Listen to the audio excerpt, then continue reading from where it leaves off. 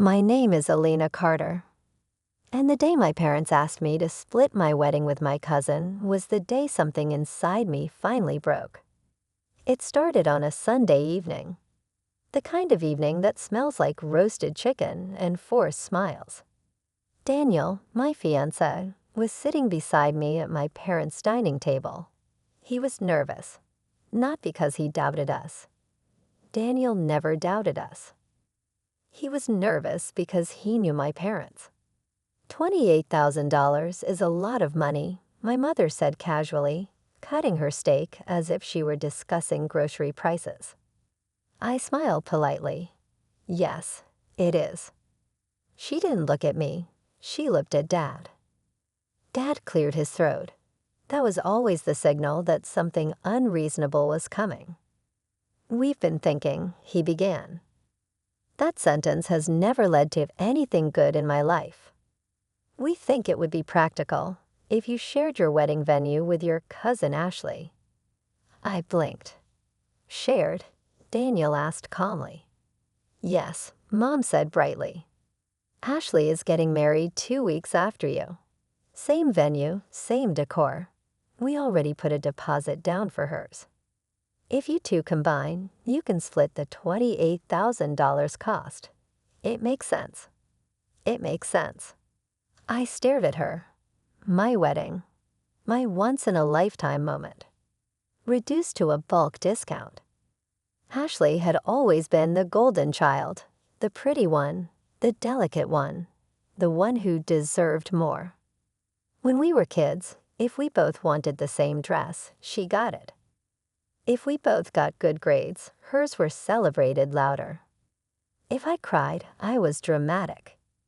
If she cried, she was sensitive. And now, apparently, she was getting my wedding too. Daniel squeezed my hand under the table. I inhaled slowly. Mom, we've already booked our own date. That's flexible, she said immediately. You can adjust. Dad nodded. Families help each other. I felt the heat rise in my chest. We didn't ask for help, I said quietly. Mom's fork stopped midair. We're offering you help. Weddings are expensive. We're paying for it ourselves, Daniel replied. Mom gave him that look. That subtle, polite, sharp look that says, you're still not family enough to have opinions. You're young, she said. You don't understand financial wisdom yet. I laughed softly, not because it was funny, because if I didn't laugh, I might scream. This isn't about money, I said. This is about you wanting Ashley to have the same venue as me without paying full price. That's unfair, Dad snapped. Is it? Because the pattern was crystal clear. Ashley always wanted what I had. And somehow, I was always expected to give it. Mom leaned back. If you don't agree, don't expect us to contribute. There it was. The emotional invoice. Daniel's grip tightened. I looked at him. In his eyes, I saw something I had never fully allowed myself before. Freedom. He didn't need their money. He didn't need their approval. He only needed me. And suddenly, the dining room felt small. Small like my childhood bedroom. Small like every dream I had quietly folded away to keep the peace. I don't want to share my wedding, I said clearly. Mom's lips pressed thin. You're being selfish. That word again. Selfish. For wanting one day to be mine. For wanting not to compete. For wanting not to be second. Daniel spoke before I could. Respectfully, he said, calm but firm, we're not splitting anything. We're not merging weddings. We'll handle our own celebration. Silence fell.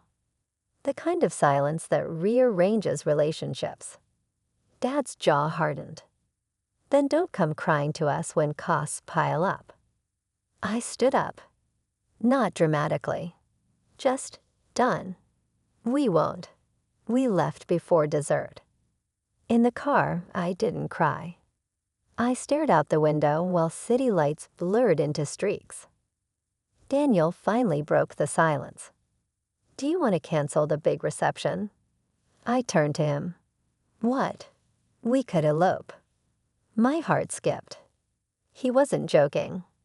Just us, he continued. Somewhere far, somewhere beautiful. No drama, no negotiations, no splitting costs. I swallowed. Where?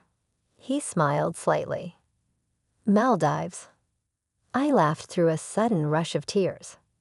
That's crazy. Maybe, he said, but it would be ours. Ours.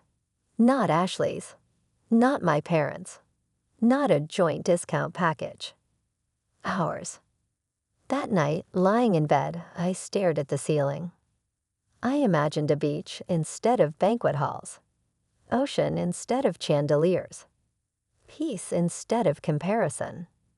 And for the first time in my life, I chose myself. The next morning, I called the venue. We'd like to cancel the reception. There was a cancellation fee. I paid it. It felt like buying my freedom. When I told my parents, Mom didn't believe me. You're bluffing. I'm not. So what, you're throwing everything away? No, I said calmly. I'm protecting it. 3 days later, Daniel and I were at the airport. 2 carry-ons, no extended family, no shared decor. Just us. As the plane lifted off, my phone buzzed. Mom, I turned it off. I didn't know then. That hours later, in a villa above turquoise water, after we said our vows barefoot in the sand, my phone would explode with missed calls, and my mother would be screaming. Not because she missed me, but because Ashley's venue had just fallen through. And suddenly, they needed mine. The Maldives didn't look real. The ocean was too blue. The sky too endless. The air too light to carry family drama. For the first time in months, I felt quiet inside. Daniel stood barefoot beside me on the white sand, holding my hands as the sun dipped low behind us. No ballroom, no 200 guests. No matching centerpieces with Ashley. Just us. Alina Carter, I whispered, voice shaking, choose you. Not because it's easy. Not because it's expected, but because it's ours. Daniel smiled, that steady, grounding smile. I choose you. Every room, every storm, every version of you. And just like that, we were married. No applause, only waves. It should have been perfect. But perfection never lasts long when your family believes they own you. The first call, we were back in our overwater villa when I turned my phone on. 32 missed calls, all from Mom. 5 from Dad. 3 from Ashley. 1 from Aunt Carol. 1 voicemail. I stared at the screen. Daniel leaned over my shoulder. That can't be good. I pressed play. Mom's voice exploded through the speaker. Alina, how dare you turn off your phone? Ashley's venue just canceled. The hotel double booked. Her wedding is in 2 weeks. This is your fault. My fault. I felt cold. Daniel took the phone from my hand. Another call came in instantly. Mom again. He answered. Hello, Mrs. Carter. Put Alina on the phone, she snapped. She's right here. Tell her she needs to fix this immediately. Daniel's voice changed. Not angry. Controlled. Fix what? Her selfishness. If she hadn't canceled that reception hall, Ashley could have used the same package. Now everything is ruined. I grabbed the phone. Mom, Ashley's venue problem has nothing to do with me. Oh, really? If you hadn't thrown a tantrum and canceled, we would have combined events like normal people. I laughed softly. You wanted me to split my wedding. You overreacted. You called me selfish. You are selfish. Daniel put a hand on my shoulder. I took a breath. I'm married, Mom. Silence. You what? I got married today. I could almost hear her brain glitch. You? What? In the Maldives. Dad's voice suddenly entered the call. He must have grabbed the other line. You flew out of the country without telling us. I told you I was canceling the reception. That's not the same as eloping, Mom shrieked. Behind her, I heard another voice. Ashley, is she seriously doing this right now? My wedding is collapsing. And there it was.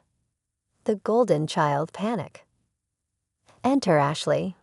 Later that night, Ashley texted me. Ashley, I hope you're happy. Everyone's talking about how you sabotaged my wedding. I stared at the message. Sabotaged. Interesting word. I called her. She answered immediately. What? She snapped. What exactly did I sabotage? You canceled the venue knowing I needed it. I didn't know your venue would collapse. You always do this, Elena. Do what? Make everything about you. I laughed again. Soft, dangerous. It was my wedding. You couldn't share for once. I felt something click inside me. For once, I repeated. Ashley, when have you ever shared? Silence. You got Grandma's ring. That was a gift. You got the bigger graduation party. That's because you got the family beach house for your engagement photos. That wasn't. And now you wanted my wedding venue too. Her voice cracked slightly. You don't understand. Mom and Aunt Carol already promised everyone it would be a double luxury experience. Now they look stupid. Ah, there it was. This wasn't about love. It was about image. You're not mad your wedding is stressed, I said quietly. You're mad the family narrative fell apart. You've always been jealous of me. That almost made me smile. No, Ashley, I've always been tired. She hung up. The extended family war. The next morning, my inbox was a battlefield. Aunt Carol, family is about sacrifice. I'm disappointed. Uncle Mark, couldn't you have compromised? Cousin Lee, low-key proud of you, tough. Even Daniel's sister, Maya, called. I just want to say, Maya said carefully, your family sounds insane. I laughed for real this time. Thank you. They're upset because they lost control. That word again. Control. Back home, apparently, chaos had erupted. Ashley's fiancé, Trevor, had gotten involved. Trevor wasn't dramatic. He was practical. A corporate attorney with spreadsheets for everything. And according to Maya, who heard it from a mutual friend, Trevor had asked a simple question. Why were we depending on Alina's wedding venue in the first place? No one had a good answer. Because the truth sounded ugly. They were depending on me to surrender. Again. The thread.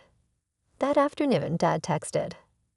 If you don't help Ashley secure a venue, don't expect us at any celebration you host in the future. I stared at it. Daniel, read it. Then he looked at me. Do you want them there? I opened my mouth, closed it, and realized I didn't know. For so long, I had wanted their approval. But now, I had something stronger. Peace. I don't want to negotiate my life anymore, I said softly. Daniel nodded. Then don't. The twist.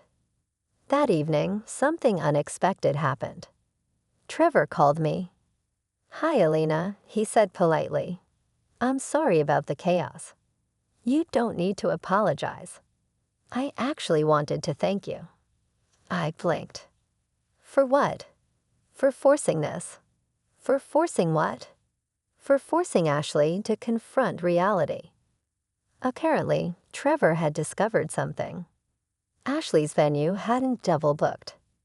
Her parents had underpaid the deposit, assuming they could later shift costs onto our shared arrangement. When I canceled, the hotel demanded full payment. They couldn't cover it, so they blamed me. I felt the anger rise, not explosive, but steady. They didn't just want to share. They planned it, without telling me. Trevor sighed. I love Ashley, but your parents, they manipulate situations. I stared at the ocean outside the villa. Waves rolling in and out. Unbothered. They've been doing that my whole life, I said. The final call of the night. Just before midnight, Mom called again. This time her voice wasn't screaming. It was cold. You've embarrassed us. No, I replied calmly. You embarrassed yourselves. You've chosen a man over your family. I chose respect. You'll regret this. Maybe. But as I looked around our quiet villa, as Daniel wrapped his arms around me, as the ocean whispered outside, for the first time in my life, I didn't feel small. And somewhere back home, Ashley's wedding wasn't the only thing unraveling, because Trevor had started asking questions. And when golden children are forced to grow up, families don't just argue.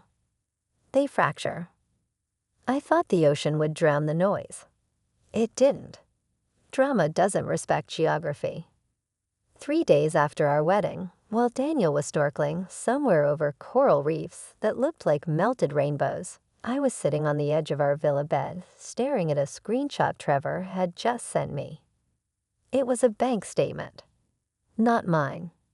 My parents'. Highlighted in yellow was a transfer made 2 months ago. $12,000. From the Family Events Fund. To Ashley.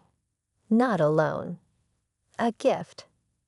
My wedding fund, the one they claimed they were carefully budgeting, suddenly made sense.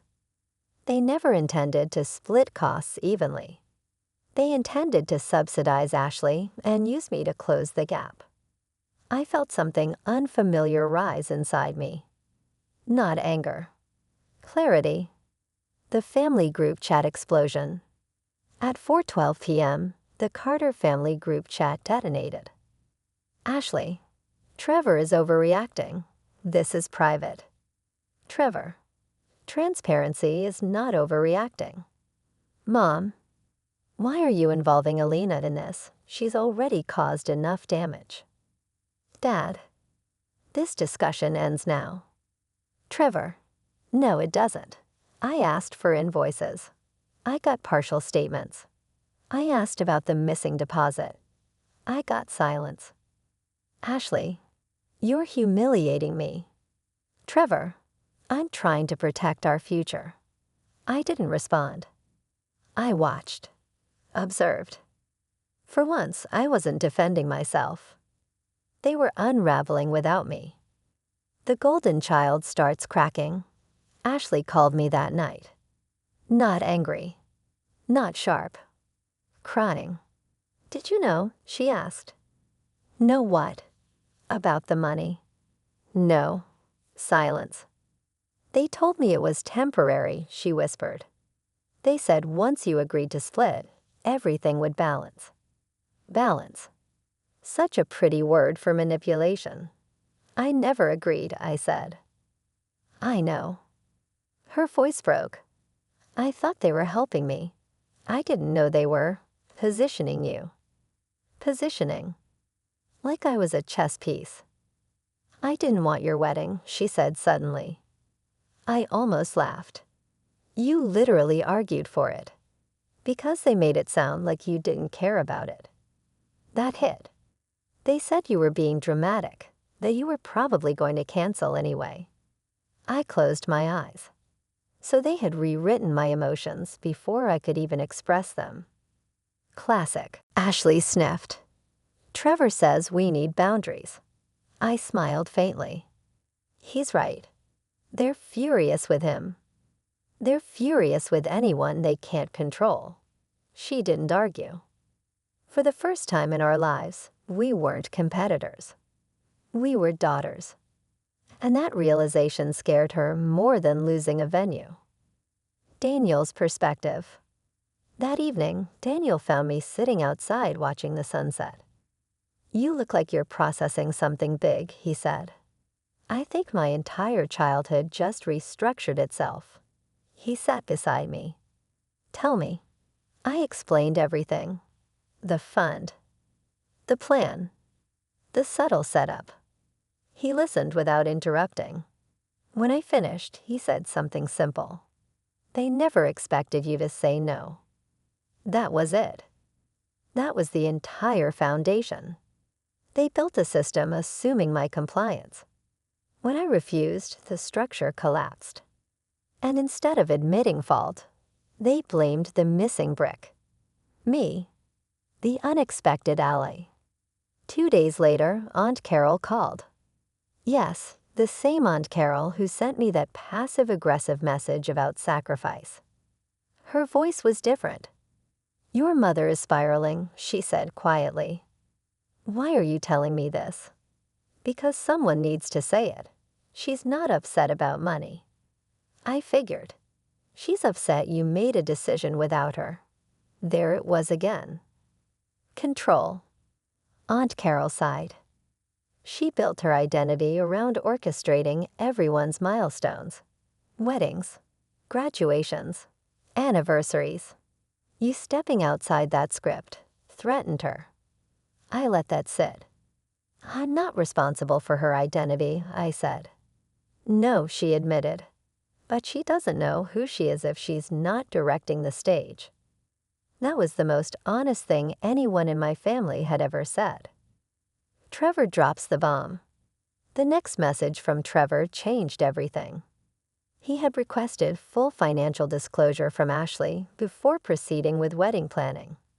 In that review, he discovered something else. My parents had co-signed a private loan in Ashley's name. $35,000 for event expenses. The problem? Ashley didn't know the interest rate. She didn't know the repayment terms. She didn't even know it was officially filed yet. Dad had signed the preliminary paperwork without fully explaining it. When Trevor confronted him, Dad allegedly said, "It's family. It'll sort itself out." That phrase, "it'll sort itself out," meaning someone else will absorb the consequences. Usually me. The turning point. That night, Ashley sent a message that shocked me. "Ashley, I postponed the wedding." I stared at it. Then she added, "Not because of the venue, because I don't know what's real anymore." For years, I believed Ashley was privileged and protected. But maybe she was curated, designed, maintained like a showroom version of success. And showroom models aren't allowed to crack. When they do, the builders panic. The threat becomes real. Mom called again. This time she didn't yell. She cried. "You've turned your sister against us. She's my cousin. She's family. So am I." That's different. I almost asked how, but I didn't need to. "I just wanted one perfect wedding," she whispered. "You wanted two," I corrected gently. Silence. "You don't understand what people will say." There it was. Not love. Not regret. Reputation. "Mom," I said calmly, "people already talk. The only difference now is, I'm not silent." She hung up. The decision. Daniel and I extended our stay in the Maldives. Not out of spite. Out of necessity. I needed distance to think clearly. For the first time in my life, I wasn't reacting. I was choosing. And I made a decision. When we returned home, I wouldn't fight. I wouldn't defend. I wouldn't explain. I would set terms. Because the real issue wasn't a wedding venue. It was a lifetime of quiet compliance. And that era was over. When our plane tickets were booked for the flight back, I texted the family group chat for the first time since the explosion. "We'll be home Sunday. If anyone wants a conversation, it will happen respectfully. Otherwise, we're stepping back permanently. No emojis. No drama. Just clarity." And almost instantly, Dad responded, "Don't make ultimatums you can't handle." I smiled at the screen. For the first time in my life, I wasn't afraid of losing them. And that terrified them more than any canceled venue ever could. The plane landed on Sunday at 6:40 p.m. By 7:15, my phone had 12 new messages. "Mom, we're having dinner tonight. 8 p.m., don't be dramatic. Just come. Dad, this ends tonight. Ashley, please come. Trevor, I'll be there." Daniel looked at me as we stood outside the airport terminal. "You sure?" "No," but I nodded. Yes, because some wars don't end in silence. They end in exposure. The table. The Carter dining room hadn't changed. Same chandelier. Same polished wood table. Same invisible hierarchy. Dad at the head. Mom to his right. Ashley and Trevor across from them. 2 empty seats waiting for us. Daniel pulled my chair out like always. Small gestures matter when the room is emotionally radioactive. No one smiled. Mom's eyes were swollen. Dad looked composed, which meant dangerous. Ashley looked tired. Trevor looked prepared. I felt strangely calm. Opening shot. Dad cleared his throat. "We're not here to fight. That's how every fight begins. We're here to resolve this mess," he continued. "This mess," I repeated softly. "Yes," Mom said sharply. "The embarrassment, the gossip, the chaos." Daniel leaned back in his chair but said nothing. Trevor folded his hands. "Let's define the mess," Trevor said calmly. Dad's jaw tightened. "You don't define anything in this family." Trevor didn't flinch. "I'm marrying into it. Financially and legally, I need clarity." Mom scoffed. "This isn't a courtroom." "No," Trevor replied evenly, "but it involves contracts and loans." There it was. The word loans landed like glass on tile. The loan reveal. Ashley inhaled shakily. "Dad," she said, "why didn't you tell me about the interest rate?" Mom shot her a warning look. Dad's voice went cold. "It's manageable." "That's not what I asked." Trevor pulled a folder from his briefcase. "Yes." He brought documentation to family dinner. I almost admired him. "This is the preliminary agreement," Trevor said, sliding papers across the table. 11% interest. Balloon clause after 18 months. My stomach dropped. Even Daniel's eyebrows lifted. "That's predatory," I said quietly. Dad's eyes snapped to me. "Stay out of this." I didn't blink. I've been in this my whole life. Silence. Heavy. Unavoidable. The real agenda.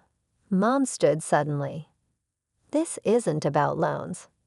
This is about Alina humiliating this family by running off like some rebellious teenager." I let her finish. Then I spoke calmly. "I canceled the reception we were paying for ourselves. You did it to punish us." "No," I said steadily. "I did it to protect myself." Ashley looked between us like she was watching a mirror crack. "You could have shared," Mom insisted. "Why?" I asked. "Because family helps family." "Then why didn't you ask?" I replied. Dad slammed his palm on the table. "We don't need permission to make strategic decisions." "There it is," Daniel said quietly for the first time. All eyes turned to him. "Strategic," he repeated. "Not loving, not collaborative. strategic. Dad stood up slowly. You think you know how families work. Daniel met his gaze. I know how partnerships work, and this wasn't one. The pattern exposed. Something shifted in the room. Maybe it was the word partnership. Maybe it was the paperwork. Or maybe it was exhaustion. I looked at Ashley. Did you want a shared wedding? She hesitated. Mom answered for her. Of course she did. I didn't ask you, I said gently. Ashley's eyes filled. I wanted it to be easy, she admitted. They said it would be easier if we aligned. Aligned. Like branding. Like optics. Trevor nodded slowly. They framed it as efficient, not manipulative. Dad laughed sharply. So now we're villains. No, I said quietly. You're controlling. That word sliced. Mom's face crumpled. You think I controlled you? Yes. Silence. You chose my dress for prom, I continued. You edited my college essay. You rearranged my engagement party guest list. You tried to merge my wedding. Her breathing became uneven. I was helping. You were directing.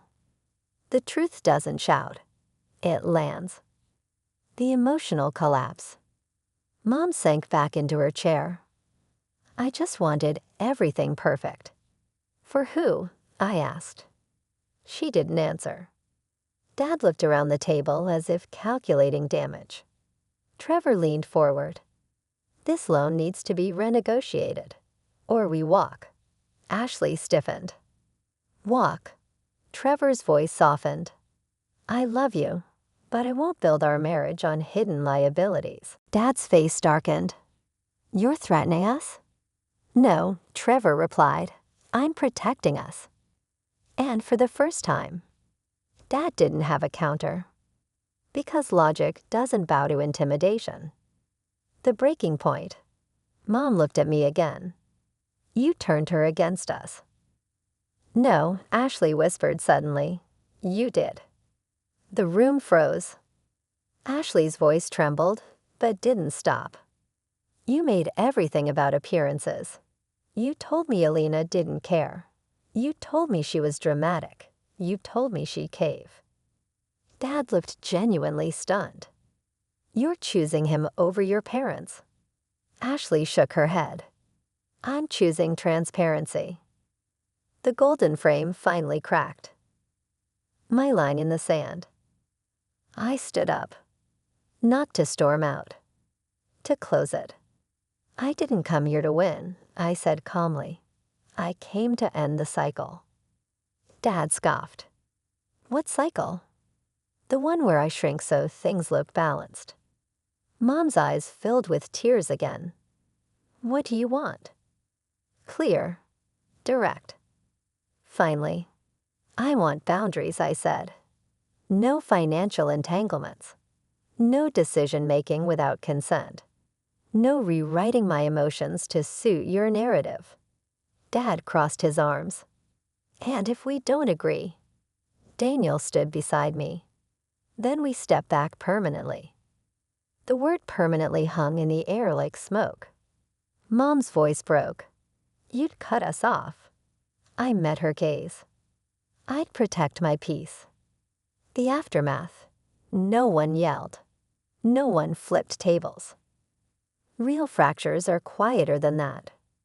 Trevor gathered his papers. Ashley wiped her face. Dad stared at the chandelier like it had betrayed him. Mom looked smaller than I'd ever seen her. Not powerful. Not orchestrating. Just human. And scared. Outside the house. When we stepped outside into the night air, I exhaled for what felt like the first time in years. Daniel squeezed my hand. You okay?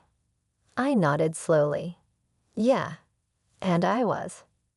Not because everything was fixed, but because I didn't bend. Behind us, inside that house, decades of control were finally being questioned. And once questions start, They don't stop. I didn't expect silence to be the hardest part. After the dinner, no dramatic messages came. No emotional essays. No threats.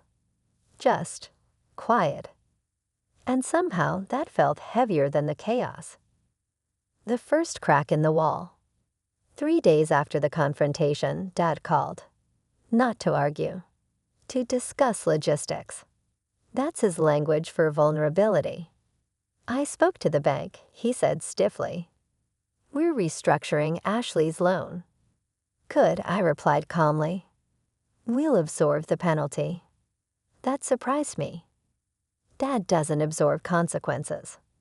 He reallocates them. Okay, I said. There was a pause. You were right about one thing, he added reluctantly. We should have asked. It wasn't an apology, but it was the closest he had ever come. I didn't need control, I said softly. I needed respect. He didn't respond, but he didn't dismiss it either.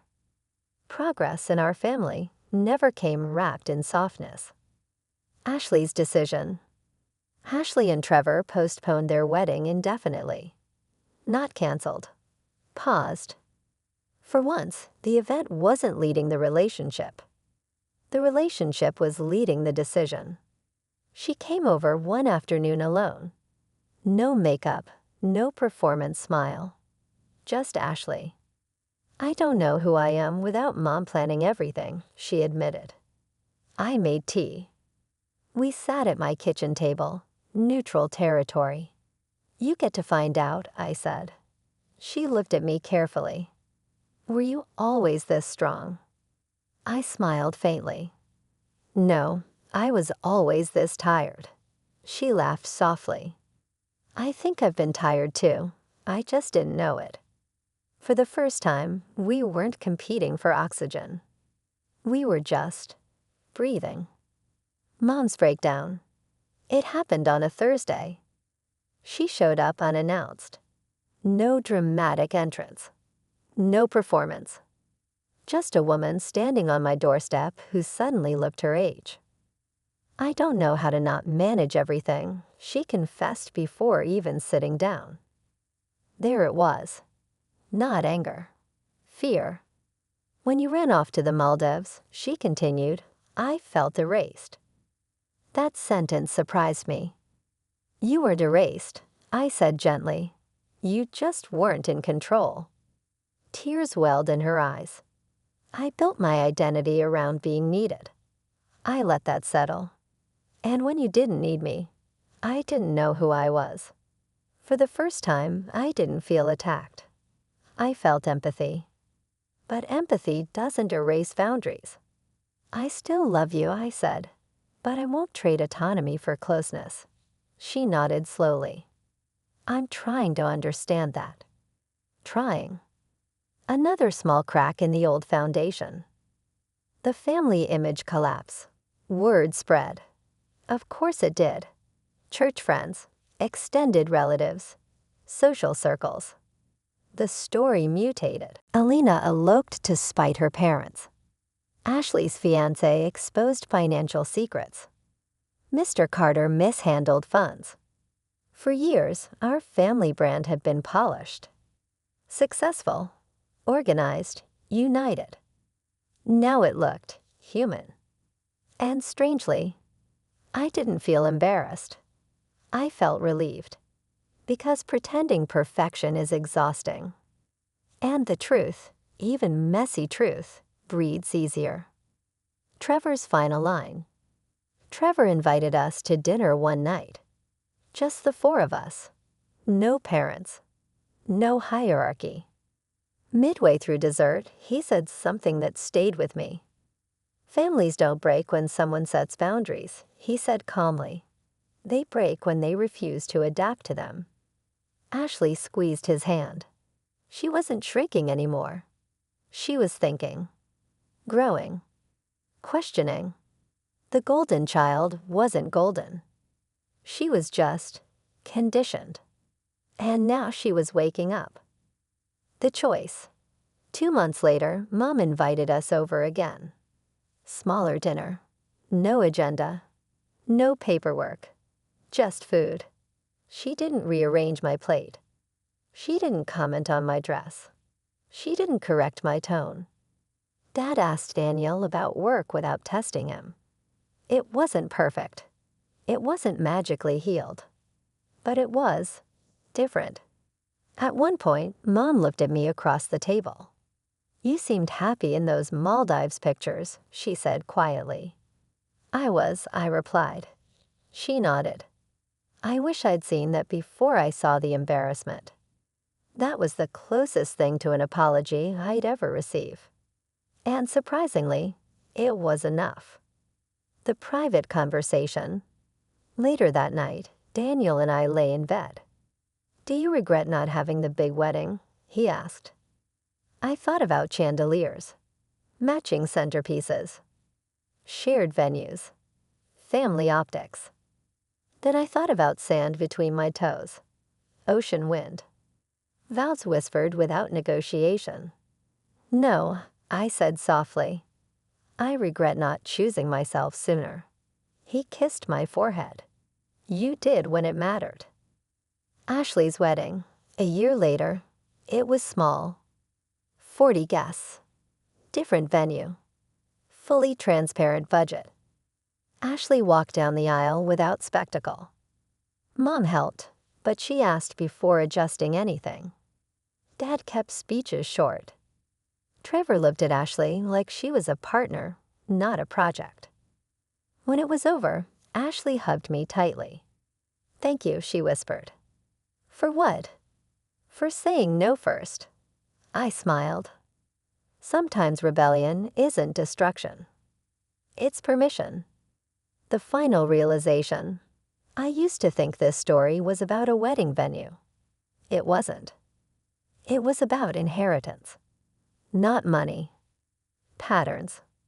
Control disguised as care. Sacrifice disguised as loyalty. Silence disguised as peace.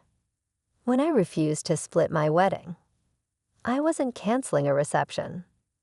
I was canceling a legacy of quiet compliance. And here's what I learned. You can love your family and still refuse their script. You can empathize without surrendering autonomy. You can walk away without burning everything down. And sometimes, the most powerful "I do" is the one you say yourself first. Daniel once asked me what the Maldives really gave us. It wasn't just a beach. It was distance, perspective, proof. Proof that love doesn't require an audience. Proof that boundaries don't equal betrayal. Proof that choosing yourself doesn't mean losing everyone. Sometimes, it means finally meeting them honestly. Thank you for watching. Don't forget to subscribe to our channel for the latest updates, and stay tuned for more exclusive story right here. Stay with us.